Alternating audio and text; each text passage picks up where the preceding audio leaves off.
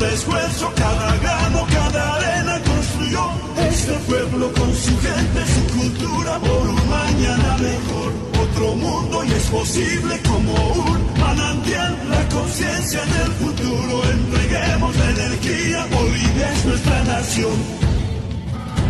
Hay una revolución en Sudamérica, hay una revolución en América Latina. Aquí en Caracas comenzó esta historia. Es necesario que el mundo lo vea y lo acepte, porque es una realidad que no va a cambiar. Es una revolución de los tiempos, histórica, tiene raíces muy profundas. Hoy muero, dijo Tupac Katari, hoy muero, pero algún día regresaré hecho millones.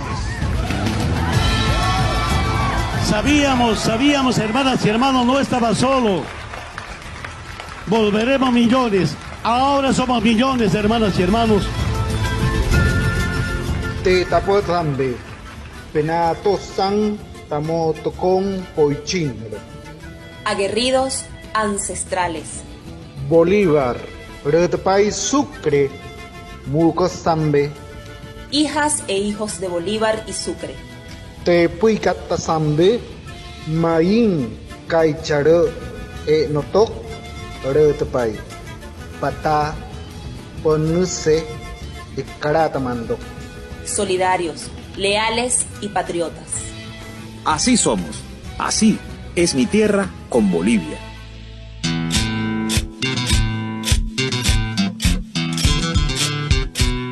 Continuamos nosotros con el acontecer informativo en esta ocasión en nuestra amada Bolivia. Y qué mejor manera que arrancar este nuevo ciclo informativo semanal que con la música típica boliviana. Y para ello nos apoyamos en nuestro compañero Carlos Ponce, quien nos adentrará en este género típico que escuchamos de fondo. Un saludo fraternal, querido Alejandro, para ti y nuestras hermanas y hermanos de Bolivia y nuestra linda Latinoamérica. Hoy vamos a disfrutar de la música del grupo orureño Llactaymanta, con 3 morenadas tradicionales: Aromeñita, Donde puedo verte y Quiero la felicidad. Y con estas obras musicales empezamos nuestro informativo semanal. Era el maestro Carlos Ponce, músico, compositor y gestor cultural boliviano. De esta manera, iniciamos nuestro recorrido informativo semanal y lo hacemos de la mano de nuestro compañero Gabriel Villalba. Hola, ¿qué tal a mis amigos de la radio Causacho Coca? Como siempre, un gusto, un placer compartir con todos ustedes, hacer siempre énfasis en la naturaleza de esta emisión radial destinada a la información, pero también a la reflexión y al profundo análisis táctico y estratégico de lo que acontece en el Estado Plurinacional de Bolivia. Realizamos este trabajo de forma conjunta con el comunicador venezolano Alejandro Díaz, quien desde Caracas, Venezuela, allá por los primeros días del nefasto golpe de Estado por noviembre del 2019, se dedicó a la tarea de recopilar todos los análisis, todas las entrevistas, todos los focos más importantes de lo que acontecía en el Estado Plurinacional de Bolivia, y de esta forma llevarlo más allá de las fronteras de nuestra gran y querida América Latina. Sin lugar a dudas, tenemos que analizar en esta semana el conflicto cocalero, un conflicto cocalero que ha dejado un trágico saldo de personas heridas, agredidas, vejadas en su dignidad humana. Estamos hablando de la facción de ADEP Coca, correspondiente al dirigente Machicado, que ha perseguido a los seguidores de la facción de ADEP Coca perteneciente al dirigente Alanes, y pues existieron diversos amedrentamientos, actos de violencia, que quizás el más relevante es la quema del mercado de Villa El Carmen, el mercado de la coca que estaba dispuesto por la facción del dirigente de ADEP Coca, Alanes.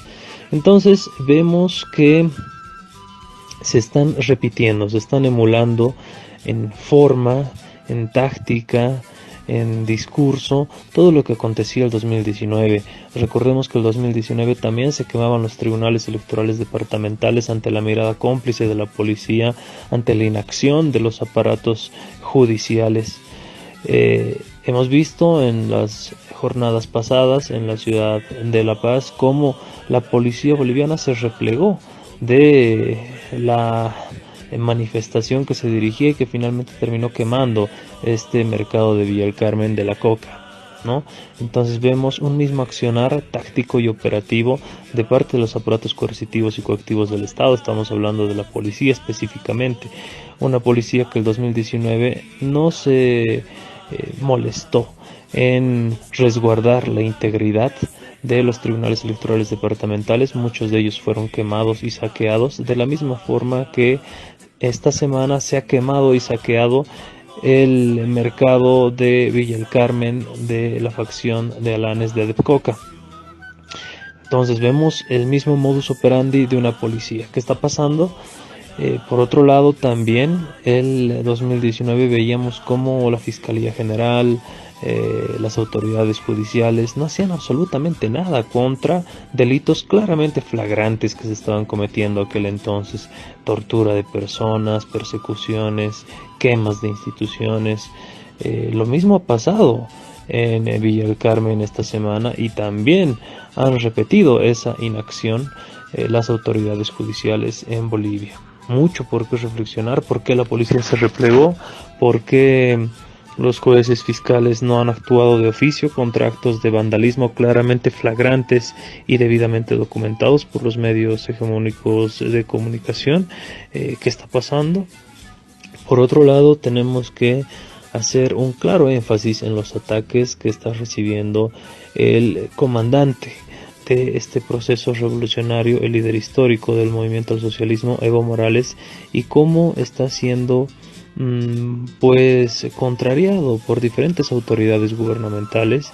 Está siendo atacado. Él ha denunciado desde el inicio de esta semana de un denominado Plan Negro, cómo se están ejecutando acciones coordinadas, conjuntas, para un poco pues también mellar la imagen que tiene Evo Morales, la imagen política. Obviamente el movimiento al socialismo tiene su sustento en el propio liderazgo de Evo Morales. No se puede entender al MAS sin Evo Morales, no se puede entender a Evo Morales sin el MAS. Eso es algo indisoluble. Es por eso que se reciben esta suerte de ataques a la imagen de Evo Morales, porque es una forma también de destruir al movimiento al socialismo, tanto de actores internos, actores externos, actores locales, actores internacionales, que ven en Evo un nuevo peligro de que él pueda volver a la silla presidencial y finalmente terminar con el proyecto que se tiene para el bicentenario de Bolivia. El proyecto truncado por el golpe de Estado de noviembre del 2019, un proyecto inconcluso. ¿Qué pasará? El tiempo lo dirá, pero lo que sí se tiene que reflexionar y analizar son todos estos ataques a Evo Morales, y la militancia del movimiento al socialismo tiene que cerrar filas en torno a ello, porque claramente cualquier ataque a Evo es un ataque al MAS y viceversa. De esa forma se debe concebir los acontecimientos políticos y los ataques muy bien articulados y muy bien pensados que se generan contra Evo Morales. Él ya ha denunciado que tiene miedo de que le planten pruebas, de que lo vinculen con actos de narcotráfico, con actos de corrupción, con actos de ilegales, pues delincuenciales. Esto a instancias de lo que Evo Morales llamó filtraciones de militares patriotas, que le dieron nombres de los sujetos que estarían operando en contra de Evo Morales. Habló desde los servicios de la policía, desde los servicios de los militares. El mismo Evo Morales lo dijo: el servicio militar pasivo, el servicio militar activo. Ciertos elementos estarían pues tratando de generar toda esta suerte de campaña contra el líder histórico Evo Morales. Sin lugar a dudas se tiene que también reflexionar en torno a cómo las organizaciones sociales están participando en el gobierno de Luis Arce y cómo se está pues generando toda una sinergia que tiene que reflejarse en finalmente que los movimientos sociales sean escuchados en sus demandas. Desde hace ya más de 2 años, lo referenció también Evo Morales, se ha solicitado un cambio de gabinete que no ha llegado o no ha sido tomado en cuenta por el presidente Luis Arce Catacora, a pesar de haber sido pues pedido por las organizaciones sociales, por el Trópico de Cochabamba, por el propio líder del movimiento al socialismo, Evo Morales, en diferentes ocasiones, y esto ha quedado en absolutamente nada. Por otro lado, se están también denunciando a instancias del legislativo múltiples actos de corrupción que obviamente dañan la imagen del movimiento al socialismo como tal. Son acciones que se desarrollan a instancias de ministerios, empresas descentralizadas, desconcentradas, por ejemplo la ABC, la Administradora Boliviana de Carreteras, y cómo este acto se ha convertido en una suerte de afectación a todo el gobierno de Luis Arce y por ende a todo el movimiento al socialismo. Estos actos de corrupción, como en los tiempos de Evo Morales, recordemos el bullado caso de Santos Ramírez, a solo indicio, solo denuncia y posterior investigación y comprobación de los hechos, Evo Morales retiró a su gran amigo en aquel entonces, Santos Ramírez, directo a la cárcel, ¿no? No está pasando, no se está tomando con esa misma seriedad los actos de corrupción. Es más, se ha declarado en reserva a través del Ministerio de Justicia este caso, que no tiene elementos para ser declarado en reserva, ¿no? Más al contrario, debiera aplicarse el principio de transparencia para que toda la población pueda estar consciente de lo que está pasando en el país, lo que está pasando en algunas dependencias gubernamentales, y erradicar estos males de la corrupción de raíz, cosa que no se está haciendo, y eso es lo que denuncia Evo Morales abiertamente, y por eso está sufriendo amedrentamientos, amenazas, ¿no? Entonces, sin lugar a dudas, hay que reflexionar en torno a ello y cerrar filas en torno a el liderazgo histórico de Evo Morales y la defensa férrea que se debe tener hacia el personaje que, valga la redundancia, personifica al movimiento al socialismo. Movimiento al socialismo es Evo, Evo es movimiento al socialismo. Sin más, desde La Paz, Bolivia, compartió con todos ustedes Gabriel Villalba. Pueden seguirme en mis redes sociales, Gabriel Villalba Pérez en Facebook, mi único perfil. No tengo páginas en Facebook, solamente el perfil personal, lo vuelvo a decir, Gabriel Villalba Pérez. En Twitter, Instagram y TikTok estoy como @GaboVillalbaP. Un saludo gigantesco y hasta una próxima emisión. En otras informaciones tenemos que el Gobierno Nacional y organizaciones sociales firman un compromiso para iniciar acciones para el uso seguro de las redes sociales por parte de niños, niñas y adolescentes, principales víctimas de trata y tráfico de personas. 7 de cada 10 niñas reconoce haber sido víctima de violencia y acoso digital.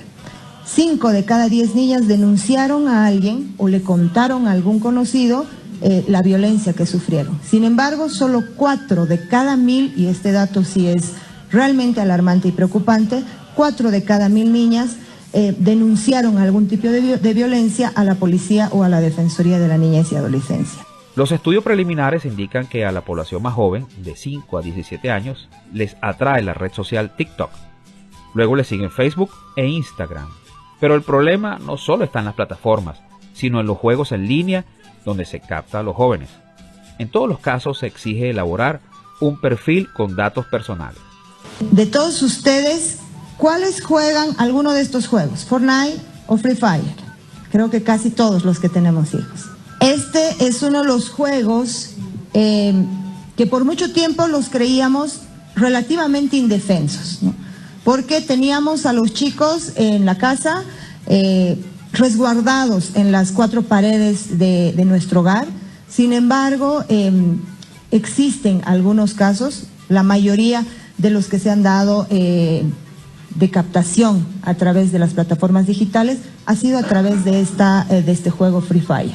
Según estudios, los llamados depredadores pueden lograr en tan solo 18 minutos convencer a sus víctimas para tener hasta una entrevista personal. Estamos hablando de personas que dominan el lenguaje bajo el cual pueden y se comunican con los niños y niñas de manera que lograr su atención, lograr su confianza y que en un periodo de 18 minutos o menos de una hora ellos puedan conseguir imágenes, fotografías con contenido incluso sexual, pero además consigan una cita.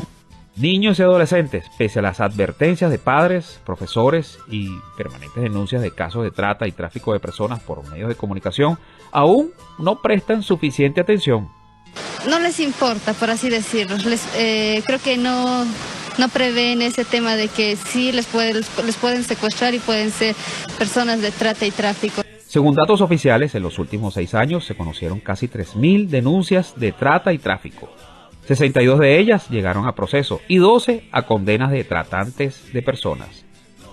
La trata y tráfico, definidos como esclavitud moderna, buscan la explotación sexual, laboral, comercio de órganos humanos o extorsión.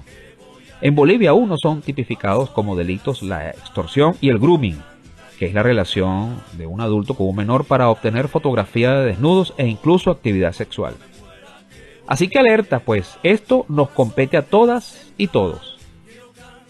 Y cambiamos de tema para informarles respecto a la masiva marcha de un sector de productores de coca de los Yungas, quienes caminaron 4 días desde la zona de cultivos legales hasta llegar a la ciudad de La Paz para exigir el cierre de un segundo mercado de comercialización legal de esa hoja.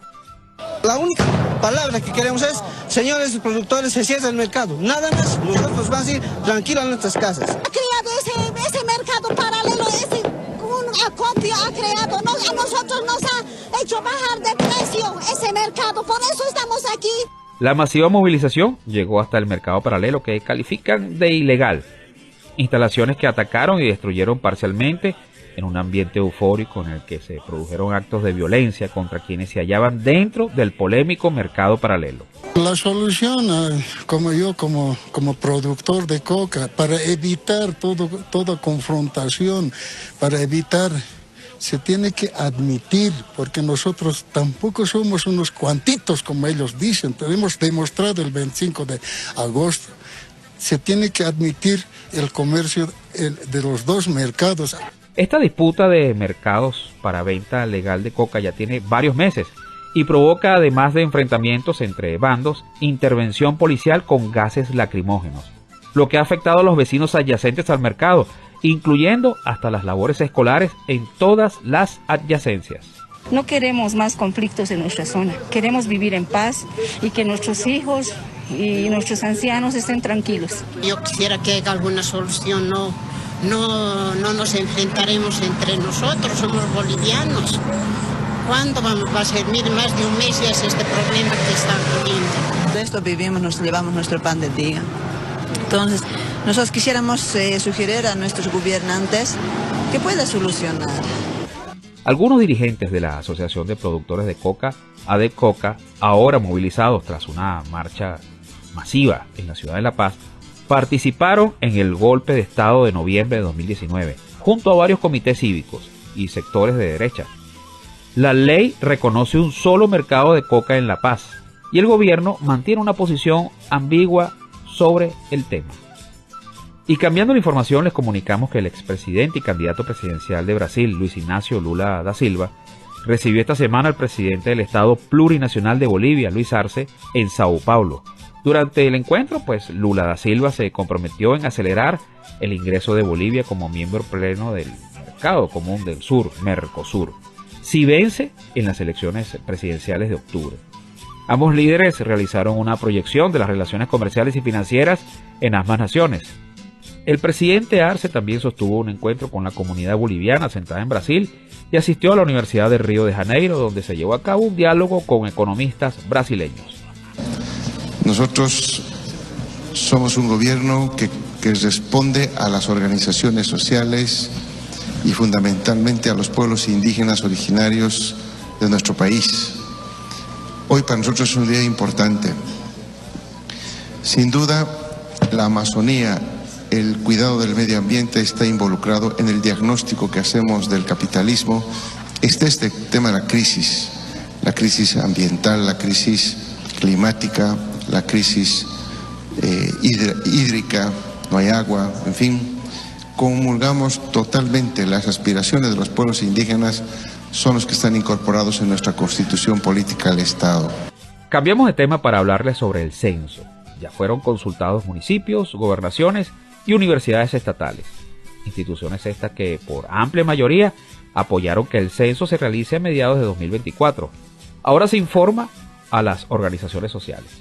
Hemos entrado a un acuerdo de que se va a socializar a todas nuestras bases, que detrás de nosotros están las departamentales, provinciales, centrales agrarias, como Organización de Mujeres Batonas. Establecer con el censo qué cantidad de personas no tienen terreno, qué cantidad de personas tienen en los orientes, algunos empresarios tienen extensos terrenos, quiénes tienen y por qué nosotros no podemos tener, por qué estamos llegando a minifundio, surcofundio.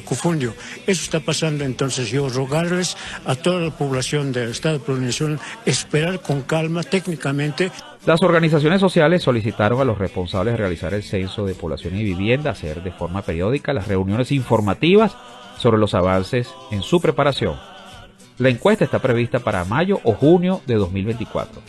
La fecha específica se va a establecer el primer semestre el primer trimestre del 2024, es decir, de enero a marzo se tendría que estar el día específico, digamos, ¿no? Mientras todo esto ocurre, la derecha intenta reagruparse y presionar al gobierno para adelantar la fecha del censo. Lamentar nuevamente que se trate de politizar el proceso censal. Lamentablemente tenemos anuncios de medidas de presión, anuncios de posibles paros o indefinidos o de 72 horas. Sin embargo, hasta el momento no hay una propuesta establecida o concreta para poder realizar en una fecha diferente el censo de población y vivienda en Bolivia. Inicialmente el gobierno prometió realizar el censo a fines de este año 2022, pese al año de gobierno de facto y la pandemia por la COVID-19. Pero la derecha y la Iglesia Católica exigieron su postergación. Tras consultas con organizaciones internacionales como el Programa de Población de las Naciones Unidas, la CEPAL, se decidió hacerlo el 2024, pero la derecha también se opone y anuncia medidas de presión a partir del próximo mes de octubre. Todas estas informaciones usted las podrá encontrar en www.causachoncoca.com, desde donde podrá conocer las más recientes informaciones de Bolivia y el mundo, además de sintonizar nuestras emisoras vía online. Y bien, continuamos nosotros en esta ocasión con nuestra acostumbrada sección cultural, dirigida por nuestro compañero Carlos Ponce. Carlos, vamos a ver qué nos traes a continuación. Hoy hablaremos sobre el Día Nacional de la Morenada. Este 7 de septiembre se festejó el Día Nacional de la Morenada en reconocimiento y homenaje al compositor boliviano, autor e investigador orureño José Flores Orozco, el Hacha Flores. De acuerdo a la Ley 512 del 24 de marzo del 2014. El objetivo es proteger y promocionar a que esta danza es de origen boliviano. La morenada adquiere mayor fuerza cada año en la fastuosa entrada del Carnaval de Oruro, declarado en 2008 por la UNESCO como obra maestra del patrimonio oral e intangible de la humanidad, y en la ciudad de La Paz, en la entrada anual de la Fiesta del Gran Poder. La danza de la morenada o danza de los morenos es un baile boliviano que tiene su raíz en la minería y es una danza 100% boliviana. La morenada es una de las danzas más representativas de la cultura occidental de Bolivia. Esta importancia sobresale por la difusión del baile y la música en las fiestas patronales y cívicas de las ciudades de La Paz, El Alto, Oruro, Sucre, Potosí, Cochabamba y sus alrededores. Su posible mestizaje inicia siempre el debate entre quienes defienden el origen netamente aymara de la danza y los estudiosos que encuentran pruebas coloniales y republicanas de la notable influencia de la cultura africana en la morenada. La danza de la morenada representa el traslado de negros esclavos hasta las minas de Potosí en tiempos de la mita y la encomienda. Se piensa y afirma que para mantener su brutal hegemonía en América y su esplendor imperial en Europa, los conquistadores echaron mano de todo lo que pudieron y los afrodescendientes, que eran considerados más esclavos que los indígenas, eran más despreciados inclusive por el mismo indígena. Los afrodescendientes no pudieron permanecer libres del sistema de la explotación de la plata en el Sumac Orco de Potosí, la mita que se inició en 1570 como un terrible sistema de trabajo forzado, sin más herramienta que las manos, sin otra tecnología que su imaginación. Ya en partituras de morenadas de 1860, encontradas en el departamento de Oruro, en la localidad de Popó, se encuentran referencias al pisado de uvas y el relato escenificado practicado por las fraternidades hasta los años 1950. Se refiere a dicha actividad, aunque hoy en día ya no existen poblaciones negras en el área de cultivo de vino. En los siglos pasados sí había esclavos negros trabajando en viñedos. En la danza de la morenada, la música es cadenciosa y alegre. El marco musical inicialmente fueron los instrumentos originarios de viento. Ahora, las bandas de instrumentos metálicos, denominados latapuciris, le dieron y aportaron una mayor prestancia y sonoridad a esta danza tradicional boliviana. Es por eso y por todo lo relatado que la danza de la morenada es un patrimonio intangible boliviano que encierra legado, tradición y cultura latente a bolivianos y hermanas y hermanos de todo el mundo entero. Muchísimas gracias, hermano querido. Era Carlos Ponce, músico, compositor y gestor cultural boliviano. Y bien, de esta manera nosotros nos despedimos hasta la semana entrante. No sin antes recordarles nuestros contactos en Twitter, @tierraasí con 2A, Tierra Así, nuestro canal de YouTube, Así es mi tierra, y nuestro canal de Telegram, Así es mi tierra, Venezuela. En la producción estuvo la teniente de navío Rosario Rodríguez, y en la dirección y conducción quien les habla, Alejandro Díaz. Ha sido un verdadero placer estar con todas y todos. Será hasta la semana entrante. Jayaya. Así es mi tierra con Bolivia fue una presentación de Causachun Coca, revolución que se escucha.